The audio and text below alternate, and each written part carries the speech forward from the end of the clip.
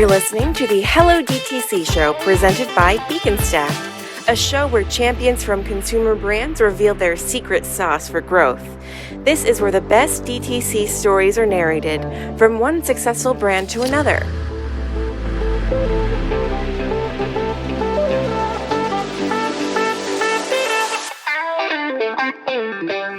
Hello everyone, thanks for listening to the Hello DTC show. I am Monika and I work with Beacon Stack, a platform that helps CPG brands connect their physical commerce to their online worlds. Whether it's a B2B brand or a B2C one, the one that gets closest to the customer is the one that wins. But the question is, with so many brands battling to get the attention of the same consumer, how do the successful ones really get the first time customer and, more importantly, retain them? Need answers? Stay tuned because the guests on this show have got the answers.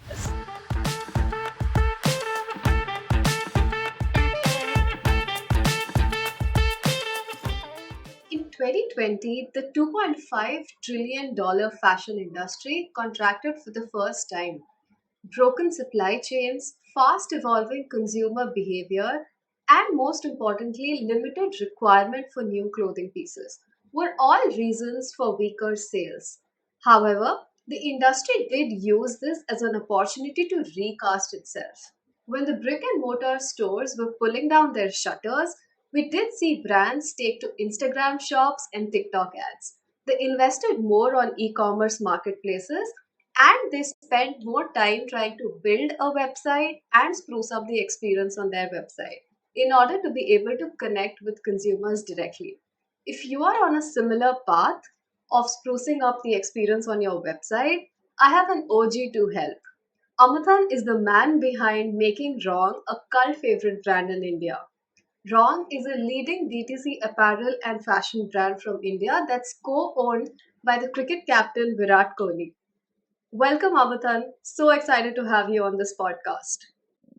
Yeah, hi. Thanks a lot, Monica, for the warm intro. I think it's really overwhelming, but yeah, a lot of good people who I worked with who helped me to build D2C for Wrong.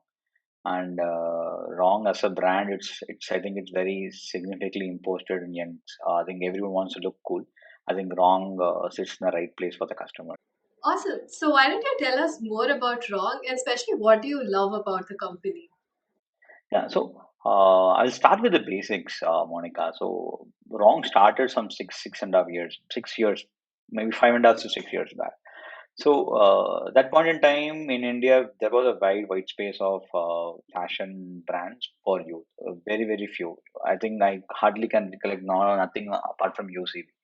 I think very few fashion brands, and that too UCB is a bit premium. I think Wrong came in and sat in the very right place, right time, with the right product selection, right design, which youth likes.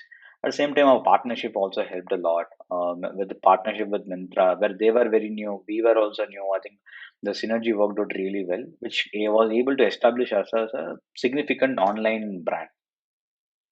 I think that's on a brand overall class. In terms of positioning, also, I think we were extremely lucky to get Virat in the right point, right time. Of course, it took a lot of guts because that point in time, Virat was not even in India squad. So he was again dropped off from the ICC squad. So I think took a lot of guts, but I think Anjana, she's the co-founder and CEO of Wrong. I think she did a fab job.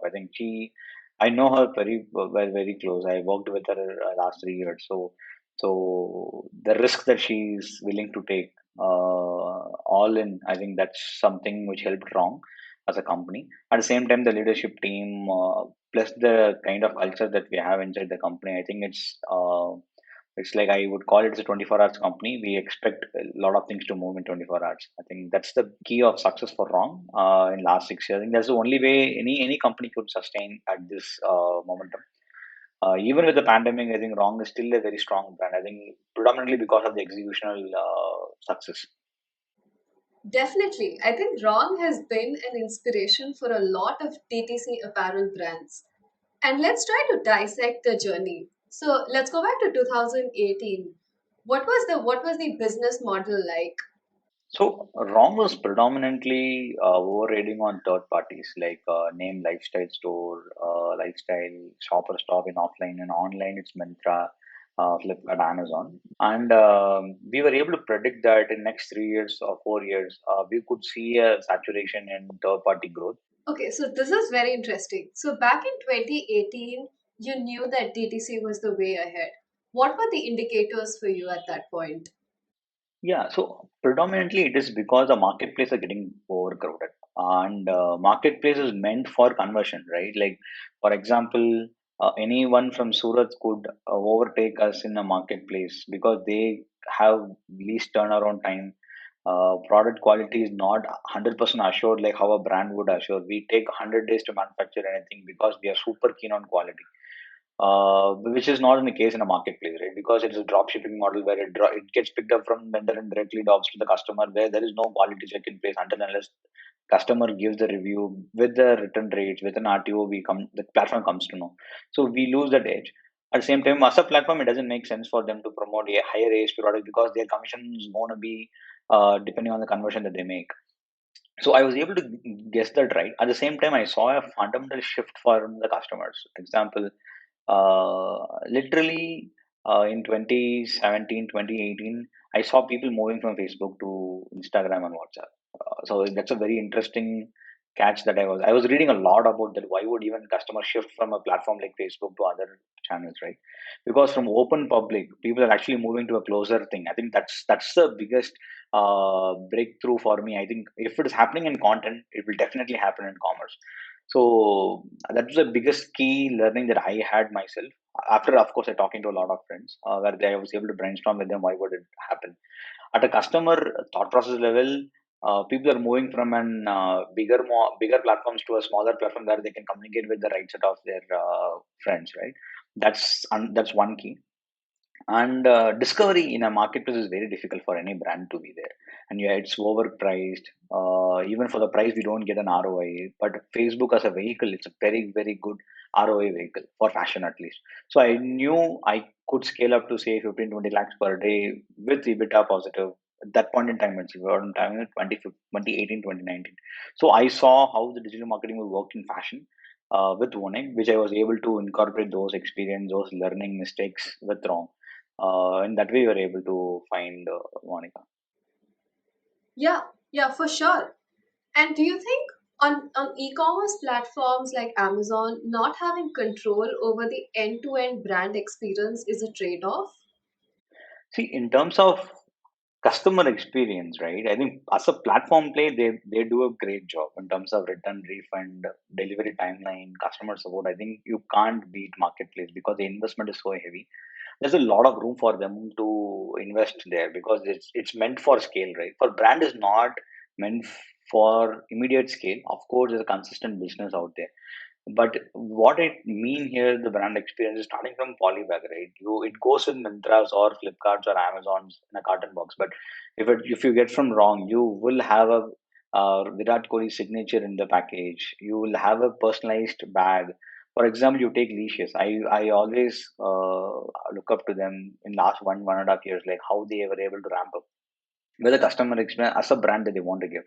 So that's what sets apart from D2C to e-commerce. I strongly believe in that because the brand experience that Leashes or Lenskart that they're able to provide, I don't think any brand through Flipkart or Amazon would able to give. Of course, revenue makes a big change in marketplaces, but in terms of real customer engagement of the brand building, I think it happens through D2C. Yes, and I think brand experiences like these are crucial because I would always pick a brand that gives me a personalized experience over a regular one. Last week I was chatting with Amy who has worked with Kraft Heinz and Newell brands to establish their DTC initiatives. And she was talking about why it's so important to have a website. And one of the primary reasons she stated was having consumer insights from your website. Do you think that becomes a trade-off when you are selling on marketplaces like Amazon, Flipkart, and Myntra? No, we see, if it is in my website, I get almost all the data possible, starting from number of sessions, time spent, bounce rate, selection wise, what is the conversion, product level, what is the conversion, what would be the sell through rate. So I can get every single thing through my website. I think that's the biggest strength for any D2C to be there. And in marketplace, you can get sale data. For example, at what price point it sells in marketplace, and what should be your price point in D2C. For example, in marketplace, we're able to sell it 40% discount. Here, we can sell it at 35% discount. I'm just making this up. Sale driven insights you will be able to get from marketplaces, but I think customer insight, the real customer insight, I think you have to, and they don't even share the customer data where you can go and call them and get feedbacks. But in D2C is not the case, and its fashion works out really well. For example, the turnaround time of our inventory is 100 and 120 days, around that, and we have to wait for 6 months to complete the entire season. But if it is in D2C, when it is sketched, when the design is approved, I can get them live. I can ask the customer to rate the product, like at what price point did they buy. Whether it's like Tinder view, we actually tried this experiment, like with Tinder as a view where right swipe they would pre-buy this product at say X price, with the selection. So we were able to get a lot more data from the customer even before we going ahead for manufacturing. In that way, I was able to reduce the inventory dead, say dead inventory, or it was able to help us to increase the inventory sell through rate, what price point that we have to price the product. So those kind of insights we were able to get from D2C, Monica. Yeah, that makes sense. So, if you had to look back at Wrong's DTC journey, what are you most proud of? I think visioning 3 years before D2C is not easy because we just had couple of failed brands that point in time in fashion for D2C, and we took the learning from what had happened, what it went wrong. We were as a company is a retail heavy company, so P&L unit economics are very strong, financials are really tight. So there is like no, it's like there is no, not even one single day I ever think I had a conversation with Anjana saying that growth at all cost. So we have been very strong from basics from day one, like starting from merchandising, marketing, branding activities. I think we have been very key on spending where to spend the right money, and that we were able to sustain the growth, sustain the business model even with the pandemic which came in. So in that way, I think I'm extremely proud that as a brand, like many tend to do fast growth when they see an opportunity, but I think we took a very collective action where we had to double down whenever only we need. So we just didn't go growth at all cost. That's another key. And like, but we knew within 3 years D2C is going to be the next big thing in Indian e-commerce. Every day there are newer brands popping up, especially in the fashion industry. When I go to Instagram, I at least find 4 or 5 new ones every month. In a scenario like this, how does one make sure that they continue to dominate that category? I think, see, like for a customer, they are getting new brands a great thing. As a customer, I would like to explain or experience a lot of brands, right? I want to be a brand advocate as a customer to multiple brands. I think that's a healthy way that I could welcome the competition, and it's also testing us in fashion industry. But apart, even aside fashion, I think beauty is highly competitive now. Feminine, I think women wear, men's wear, inner wear. I think fashion as accessories one, electronics category is one. I think everywhere D2C is kind of getting very competitive day in day out, right? Like every single day there is a new brands getting well because it's a very easy to go market where there is no barrier cost at all, right? I welcome the entire uh, competition in D2C, but when it comes to, see, with my experience, I have even consulted a lot. I consulted a lot. I consult as a guy who will give a lot more advice for D2C when they are in a 0 to 1 stage. When I see that 0 to 10 orders or even say 25 orders, they don't see any challenge if they are using digital marketing as a medium of acquiring customers like Facebook, Insta, Google. But after that, it becomes very competitive. And I think from there, it's your product that stands out really well. You have to have a product differentiation. It should be new to market. It just can't be a Me Too product, of course. Like there is no way now that you could actually start something and say I will be able to scale through Facebook or Insta because the competition is so heavy. You have been challenged with next smarter guy than you. You have to be more smarter than him. In that way, I think product differentiation is a key factor for D2C growth. Number one. Number two is brand positioning and brand messaging and branding. If it's a tech product, of course, product, what is the use case that a customer is solving, getting solved, and the product is solving. But for brand, I think it's all about branding next. I think product differentiation is one. For example, yoga bar. I think protein bar were quite new to the market. I think that's why they were able to scale up, say, yoga bar, the whole truth. I think everyone is able to crack that because they are new. They are the one who bringing the new product new in the market. That's where I think there's a lot of adoption to it, and they are the one who will be able to scale. And once you see this 25 orders, 30 orders per day, and I think ideally people should start investing time in other marketplaces also, like Flipkart and Amazon, Snapdeal also, to start seeing whether it's getting adopted in e-commerce players as well. Once you are able to see 100 orders per day, then you get confidence to put all your money, plus you will be all in into that D2C mode, Monica. So let's also address the elephant in the room. Virat Kohli is the co-owner of the brand. And definitely he has a huge following. Last when I checked, it was 123 million on Instagram. So what sort of an impact does that have in being an industry leader, or just the fact that customer acquisition will be smoother when compared to the other brands? There are a lot of pros and cons to it. Of course, Virat Kohli played a key role in brand positioning. The looks, that poster that comes out of Virat face, of course, will have eyeballs on it, right? Like, no doubt. The ROI that we get is 100%. I can confidently say that whatever money that we have put in, I think we are able to get that out. In that way, I think he have proven to be a right investment for us. At the same time, when you are competing in such a competitive space, right, Virat kind of a face will make you stand out.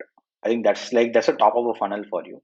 And then the product selection, content, messaging, that and video creation on it. That's all trickle down to the middle of the funnel, bottom of the funnel.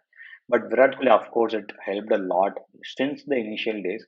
And once he became, of course, he has been a superstar in like last 4.5 5 years. I think we can see the uptick in sales. There is no going back.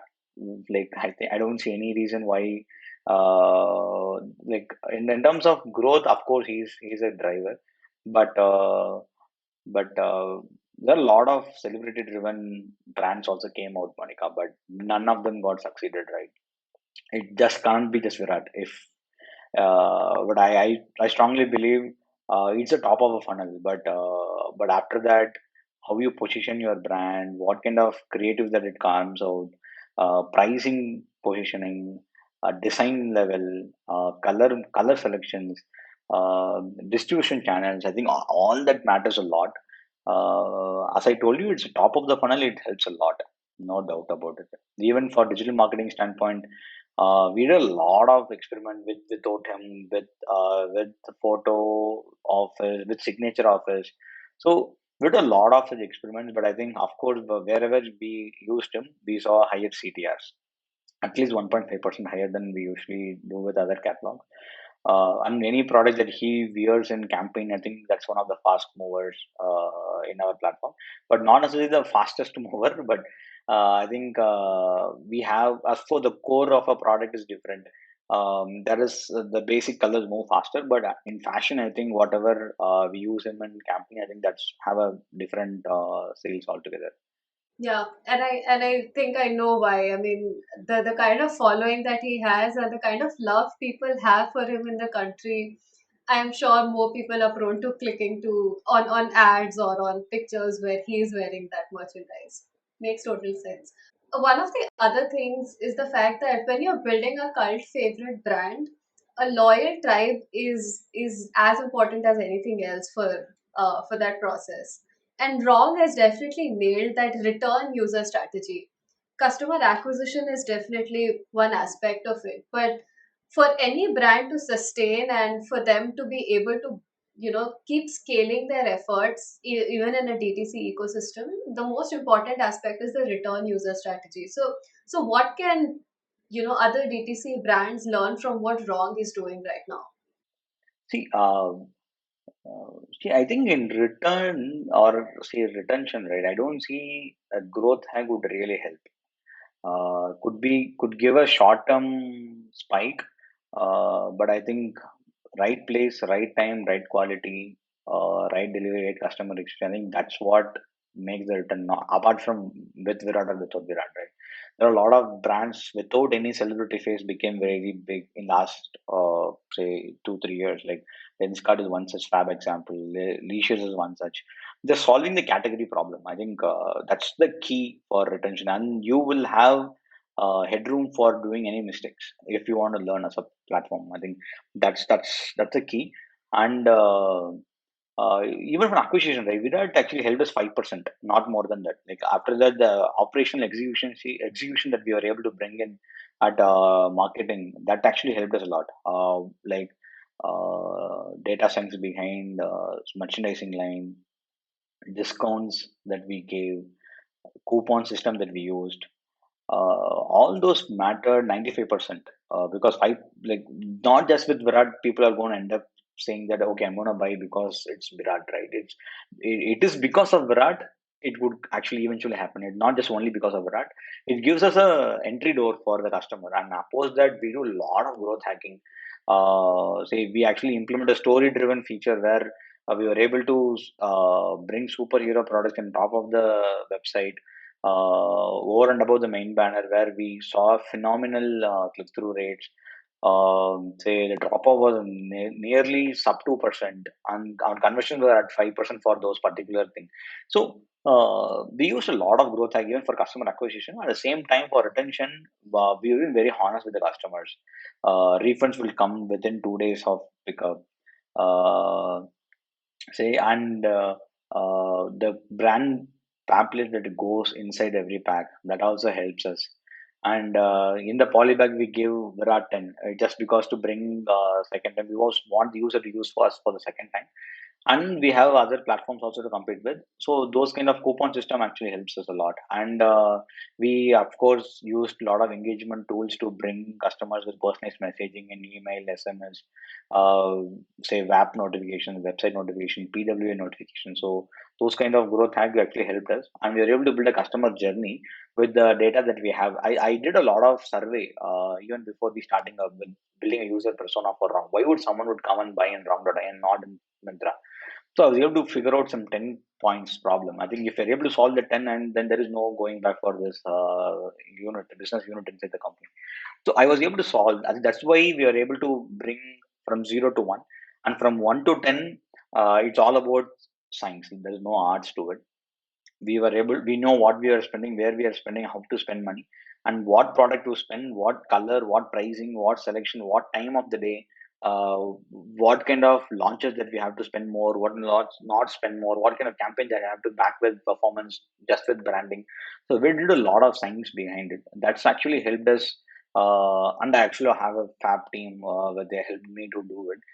They're the one who actually did it. Like I was just an instrument to remove the barriers. I think that's the only role that I played in the company.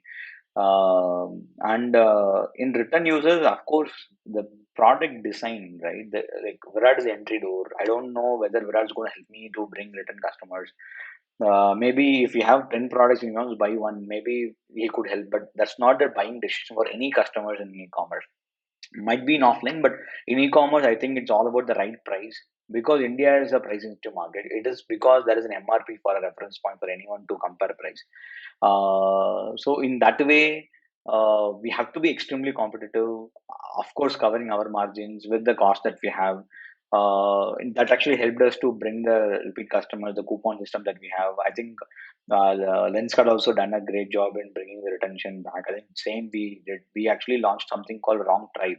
So with loyal, we actually got some 40,000 signups. They're the say they're the hardcore fan following for Virat. So I interviewed 4 5 guys. Like they have bought 10 shirts in 3 months. Like that's the fan following that I had. It's all about, of course, before pandemic. So they were like probably say it's my ninth shirt that I am buying from Wrong, and from Wrong.in last 3 4 shirts were been only through my platform.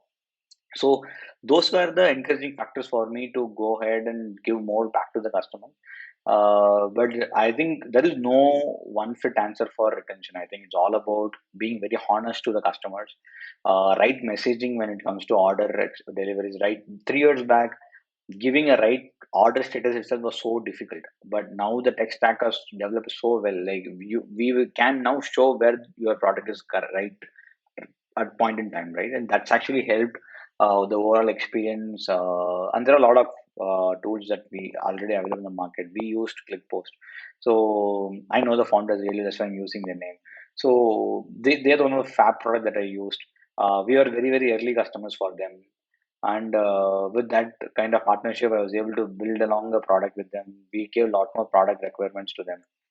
So, and key is, I think everyone in my team thinks like a product manager. There is no differentiation. Product manager means it's a generalist role where you have to think like a customer, do it only right if it's a customer. If you are a customer, you'll be happy. Starting from escalation till the customer, till the cataloging also, we follow this principle. First principle thinking with product manager as your shoes. Like you should think as a customer and deliver it to the customer as a customer. So yeah. Yeah, very well said. I think that's the key takeaway for me. Every employee, every person working should think like a product manager, should have a product hat on them. That's very valid. And it's also very interesting that you brought up that you spoke to people or people from the loyal tribe, which is very interesting because customer feedback is also an integral part of what you're trying to build, or building a user journey for them, building a return strategy for them. So what do those interviews look like? How frequently do you have them? How many people do you think would be enough to form a trend of opinion? So is it 5, 10, 15? I actually had 100 people over WhatsApp group, like one single group where I had 100 people where they throw me consistent feedback on whatever they're saying and every day. They're all super users where they at least bought 3 times in 1 quarter.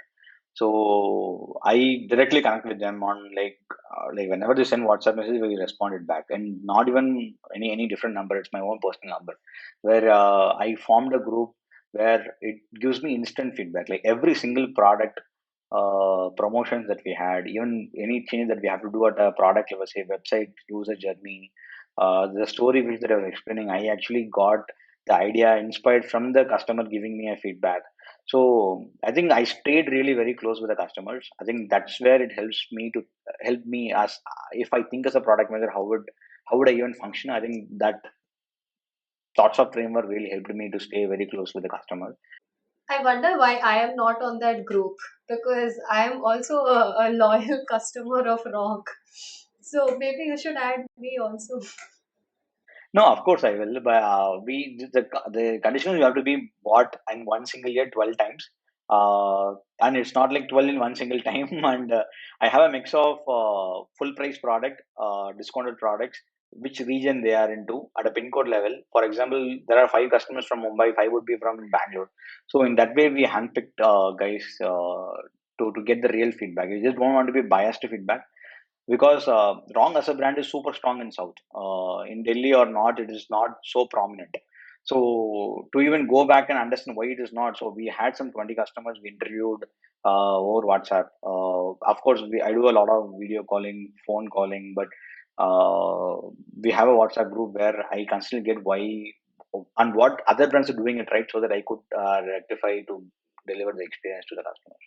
Very interesting, very interesting. And you repeatedly talk about how the team plays a very important role, right? And the fact that each person who is working on it should consider themselves as a product manager. So I'm just curious, what sort of a team structure do you build? And if you can walk me through, from the scratch. So when you just joined Wrong, what did the team structure look like? What are the bare minimum that you require, and today what do you have? Because I'm just asking so that a brand who is trying to build a team, or invest more in DTC, how do they go about building this team? See, I think as I told also, then third party tech stacks are readily available. I think 1% is enough to start. I think as a MVP, just hire one person who understands D2C. I prefer someone coming from sell side of category management. or say growth marketing guy who understand Facebook and Insta. So in that way, you could reduce one more agency outsourcing. Maybe that guy itself can start Facebook and Insta marketing if you understand product management as well, like what the customer wants, how the journey has to flow. So I think digital marketing guys understand that in a deep. So in that way, I would prefer start with one. And as a person, I started with only one person. And of course, I took a lot of Anjana's time to brainstorm and think. A lot of brainstorming happened in terms of how a homepage has to be, how PLP, how PDP has to be, how checkout experience has to be. So in that way, if you get the real co-founder partner, I think that way it helps a lot. But I started one, and then I hired a digital marketing guy, and then I had one sales of a growth manager who I worked with owning. Just we were three people till 8 months. Once we saw significant uptick in sales, we brought operations, and then of course, operations with customer support. Initially, I was handling customer support because I really wanted to be very close with the customer. So once we were able to see significant sales improvement, then we started building team. I think I started with one person and then two. I would recommend start with one, either from sales of a category management or digital marketing. And if you're like as a fashion, there are a lot of content to be written. So you should have one content guy also with you and one visual designer who will help you to build banners at the same time UI UX also. But the team that I built are younger than me, or maybe the same when it comes to experience. But the accountability that they have, I think that's the key that I learned at Vonik also. I think that's where that came from. You should think like a founder when you are in business, and you should deliver like a customer if you are a customer. I think that's the only thing I tell in every daily stand up that I run.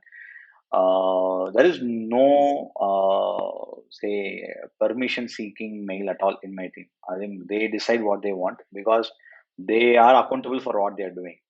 In that way, if after 5 years or after 10 years, I would ideally be happy if all the 10 are founders of themselves, like if they start something on their own.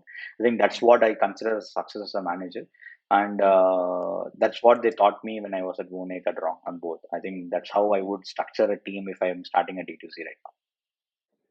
That's wonderful. That's actually very insightful. Cool. So I this was great listening to you, but I can't let you go without asking one last question. For everyone who is in the process of building a DTC initiative for their fashion brands. So what's that one growth hack that you would leave us with that people should, just follow? I think put yourself in customer shoe. I think that's a long term growth hack that I think. Rest all is just 3 4 months growth hack. I think that's all tactical, but when it comes to thinking long term, I think yourself as a customer whether you will buy this product at this price, at this customer experience, from this website or from this channel, right? I think that's what sets the right foundation for any D2C guy to build a brand on it. I think that's the best hack that I used. Maybe there could be some other as well, but I think for long term it actually helps me a lot. This has been very insightful. My top takeaways are: first, the only way to scale is to genuinely solve a user's problem. Second, personalize the user experience because that's what they come back for. Add a QR code on your packaging that pops a influencer video or a message from your founder or just a welcome message from the tribe. Third, and most importantly, build a team that shares the same vision and each one wears a product hat. Amuthan has been helping DTC brands launch and scale. Feel free to head to beaconstack.com/podcast and find his social handles.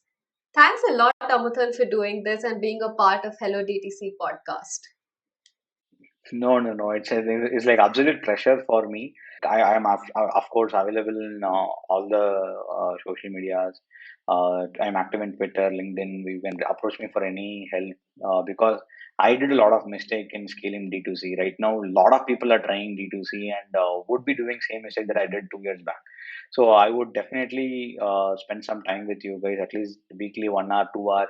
where I could share my experience or whatever we tried, we failed, maybe I could help in any of their way, I would be really happy.